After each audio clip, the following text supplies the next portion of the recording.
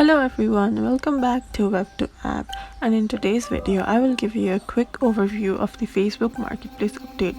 Firstly, open your Facebook app, then go to the Marketplace section. In the latest version, Facebook Marketplace has improved its layout and browsing experience. Here you will see more personalized listing based on your recent activities. You can tap on any item to view details like its price, description, and seller's information.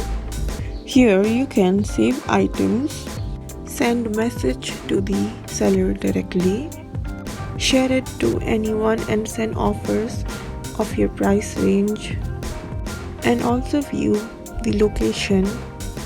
You can also use the filter option to filter out on the price, condition, availability, the date it was listed on, and so on.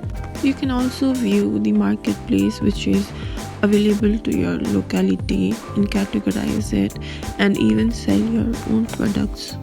Thank you for watching and follow us for more tutorials.